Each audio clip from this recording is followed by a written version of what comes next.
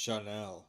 Could I start this series, the Little Black Dress series, with anything other than the original? Literally, the original Little Black Dress. So, I'm starting with my sketch, and I've got a really clear idea. I've drawn this dress before. In fact, here's an image of it. You can see that I've drawn it before. I've drawn Chanel before. Here she is. And it looks fantastic, and I absolutely love it. So I know what I'm doing quite well here, and you can see I've got that in the confidence of the line. I'm just putting down exactly the pose. I love this 1920s. I always think this is a sort of vintage pose. It looks posed and it doesn't look very natural, but it reminds me of the old illustrations from that era, the early 20th century, or even the when you see photographs, and if someone was modeling something, there was nothing natural. You stood to sort of show off the outfit.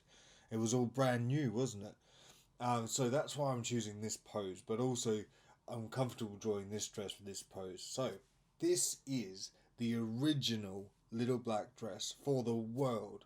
This was made in the 20s, and it was Coco Chanel used jersey, black jersey, to make a dress that came just below the knee. That is a revolution. It is a revolution. It's unbelievable. So the material, jersey, that's a knit. So if you think of a t-shirt, that's jersey. And it was used for sportswear and workwear. So people who were doing the Tour de France, or sportsmen or labourers in the fields would wear jersey because it stretched and it moved with the body, and it was made of things like cotton and things like that. That suddenly she used it in a dress. It'd be like using nylon to make a wedding dress. That's how sort of baffling it would be for the people back then. And she made it of black. So at this point, she was part of I don't know what you call it, the mistress scene, courtesan. But it wasn't at the court. She was a mistress to wealthy industrialists and people like that. And mistresses dressed like decorations. They were decorations for the men who possessed them, and but that was the it's the early 20th century. This is how it was, and that's what happened. And so they would dress as these flowers, these enormous decorations, and Chanel started to pare it back. She liked the idea of the unadorned and taking cues from the masculine fashion that she saw around her. She had lots of British. She had a British lover, and what British men wore and what French men wore, what men wore of that time, and she took some of that and put it into her clothing by using subdued black and then wearing her hair down and under a hat, and then just having pearls as your jewelry. It was a complete revolution. This is the start of the 20th century, the start of modern fashion, the start of what we know as fashion is here. A woman being able to move when she wears clothes, that is upside down original. It really is. So it's so exciting. That's why I love this dress, and I got to see a version of it at the V&A when I went to see the exhibition. So I'm all hyped up on Chanel inspiration right at this moment. So I'm drawing loads of Chanel dresses because it was amazing. It was dazzling. So much fun. And how beautiful is this dress, by the way, anyway? Just even if it isn't the first thing, if you saw this in a store, it's got that drop waist. This drop waist you can see here with the belt detail, and that will be filled in later when I do the detail, but it's got this belt and drop waist, and that's made of satin. So in between this cotton jersey, or it might have been a wool jersey, but in between this jersey, which is matte, you've got this beautiful satin sash, almost reminiscent of an obi, so a kimono, which at the start of the 20th century, when people started to release women from the corset, and they looked east and they looked behind. So they looked east for the kimono and the sari, and how to wear clothes that sort of just slumped over the body, and they looked backward to sort of Rome, when people were wearing things quite like the sari. And that's where that comes from. But it's so beautiful. So you've got the satin next to the jersey, and it's on the cuffs as well. the jersey is pleated and really meticulously pleated in these little 2 centimeter um, box pleats, one by one by one, right next to each other, like a netball skirt or something like that. You'd think it's sort of slouchy and it's just relaxed, but it is the most meticulously made garment as well. So exciting. And I still remember the first time I saw it, and I was so excited. And then I saw it in a museum, and I gasped. I was, oh, this is amazing. And then at the V&A, when I walked into this room with all the little black dresses, again I went, someone next to me turned around and went, "Are you okay?" I said, yeah, it's okay. It's just, I'm just a geek. So I'm very excited because this is so exciting. This is the start of what we know now. And we might be right now in the start of something completely new like this. We don't know yet, but at some point there'll be a massive change, and we'll look back, and this will be ancient history. So it's kind of exciting to look back at the start of where we are right now. And as far as drawing, you can see I've said before I've drawn this dress a lot, and I know this dress really well, and I know this pose really well. So there was less sketchiness, I suppose. I went in with the pose, just a big drawing, and now I can come in with the colour. And again, with the colour, I'm just making it nice and simple because it's about the dress and about showing off this. And it's a black dress, so everything has to sort of be toned down because the black's going to just stand out. And what will make it stand out is all those pearls.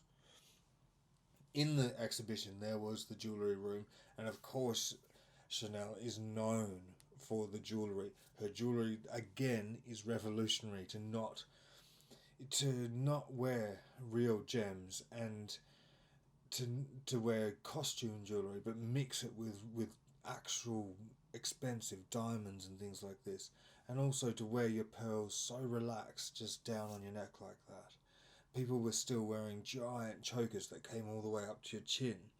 This is just after La Belle Epoque, so just after the First World War, and before that, women were just these masses of frou-frou that with a corset, and they had bustles for their behinds, and they had so much adornment.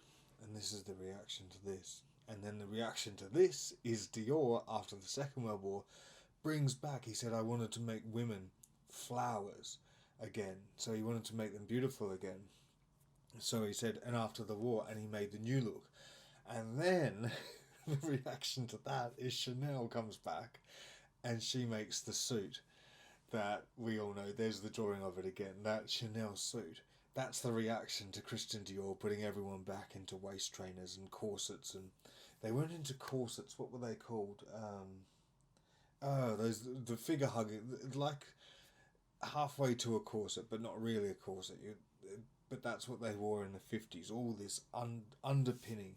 If you got a Christian Dior dress, you could stand it up. Just put it on the floor and it should be able to just stand up straight because there was so much going on in it.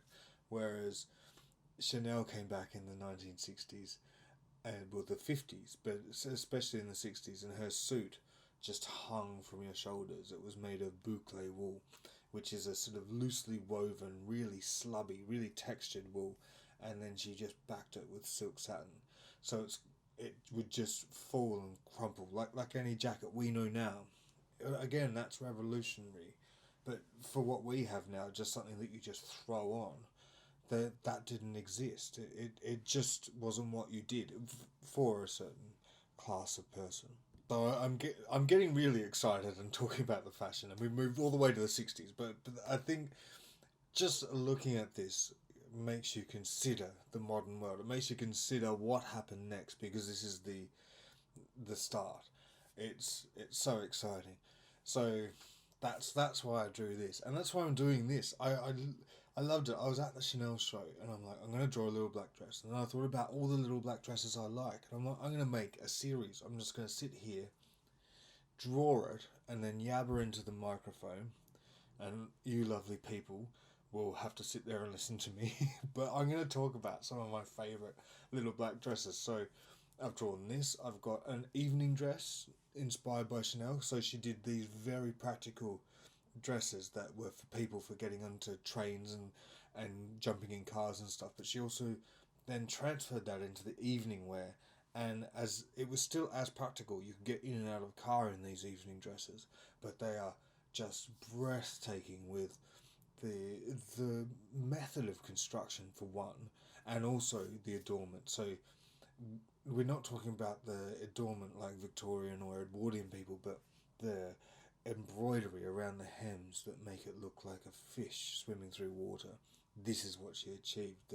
The way she flutes bias cut panels, and they all flutter around the hem like Viennese. It's just incredible. So I've definitely got that. I'm going to look at the new look, which I just talked about, Christian Dior, one of my favourite things. Another audible gasp moment when I walked into a museum for the Dior exhibition. I think I've been to 3, and there's the new look, the tailleur bar, the bar suit. I felt emotional actually when I first saw that. I think it was in Paris at I don't know, at some exhibition. I think it was for like 300 years of fashion or something like that. And I walked in, I just couldn't believe I stood in front of this thing that I've only ever read and seen pictures of. It was so exciting. And then I'm going to do some Balenciaga because you have to. That's the master. Oh, Dior called him the master of us all. And Chanel called him the only true couturier because he could actually sew and he could make this himself. He could sit with a thread and a needle and make a suit himself, unlike some of the others. That's another moment again. I've been to a couple of Balenciaga exhibitions and got quite overwhelmed at them. Absolutely amazing. So that's exciting. And then we've got, of course, Audrey Hepburn, who wore the Givenchy in Breakfast at Tiffany's. I'm going to draw that because I love drawing Audrey Hepburn, especially with that huge cigarette stylus. I think that's so chic. I'll draw that one. And Givenchy got his start at Balenciaga, so it all links up. And then you've got things like Dolce and you've got Versace, the modern, the way that the little black dress, it's this uniform. And they talk about it is the uniform. That's how it was described when it first came out. With this dress, when it was called the Model T of fashion. And it is a uniform, and it's just something that you can wear. So nowadays you've got Versace, Saint Laurent, you've got Dolce, and you've got, well, you've still got Balenciaga and Chanel. And you can just throw on a little black dress and some beautiful shoes, and you don't need to do too much else. Maybe wear a diamond or something with it, and then you're out. It's completely acceptable for so many situations.